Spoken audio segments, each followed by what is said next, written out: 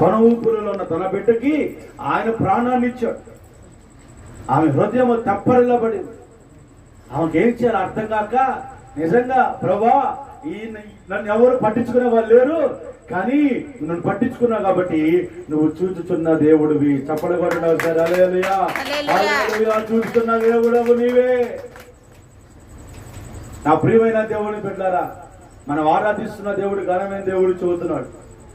కొన్ని సందర్భాల్లో వాక్యంలో కీర్తన గ్రంథం రాయబడి ఉంటుంది, అవి బొమ్మ విగ్రహములు, అవి కనులుండి చూడలేవు, చెవులుండి వినలేవు, ముక్కుండి వాసన చూడలేవు అని కీర్తన గ్రంథంలో తిరిగి రాయబడిన మాట. అన్ని నామముల కన్నా పైనామం కలిగిన దేవుడు నజరేయుడైన యేసు. హల్లెలూయా, హల్లెలూయా. శక్తి సంపన్నుడు, నీ పరిస్థితులని మార్చగలిగేవాడు, నీ కుటుంబాన్ని ఒక ఉన్నతమైన స్థితిలో తీసుకుని వెళ్ళేవాడు. ఆయన నిన్ను చూస్తా ఉన్న దేవుడు. ఎవరు చూడకపోయినా పర్వాలేదు, దేవుడు మాత్రం మిమ్మల్ని చూస్తానే ఉంటాడు. హల్లెలూయా, హల్లెలూయా. ఒకసారి మార్కు సువార్త 5వ అధ్యాయం చూడు, 32వ వచనం.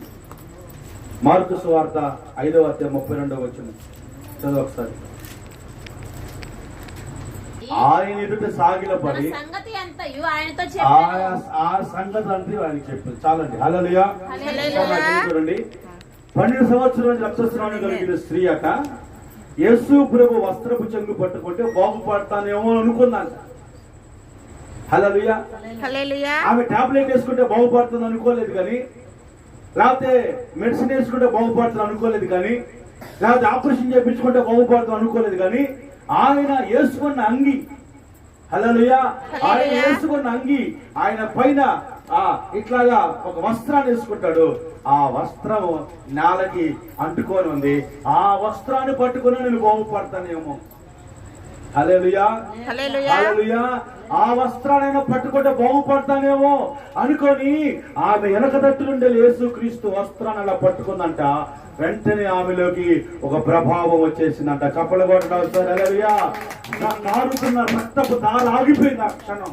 నాకు అర్థమైపోతుంది, 12 సంవత్సరాల నుంచి ఆ ఆగని నా రక్తపు ధార, ఈయన వస్త్రపు చెంగు పట్టుకోగానే రక్తపు ధార ఆగిపోయిందని ఆశ్చర్యపోయి ఆమె మనసులో ఆమె చాలా సంతోషంగా ఆనందంగా ఉందంట. వెంటనే యేసు ప్రభు అంటాడంట, అప్పుడు ఆయన చుట్టూ చూస్తున్నానంట, ఇట్లా రౌండ్ చూస్తున్నానంట. అక్కడ జన సమూహాలు చాలా మంది ఉన్నారు, అక్కడ ప్రజలు చాలా మంది ఉన్నారు. కానీ యేసు ప్రభు అందరికి వెళ్ళి చుట్టూ చూస్తున్నాడంట. చూస్తా ఉన్నప్పుడు ఆమె కనిపించింది.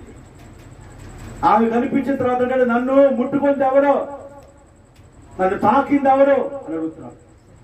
ఆయన అనొచ్చుగా, నువ్వు నన్ను ముట్టుకున్నావు కదా, నువ్వు తాకావు అనట్లా.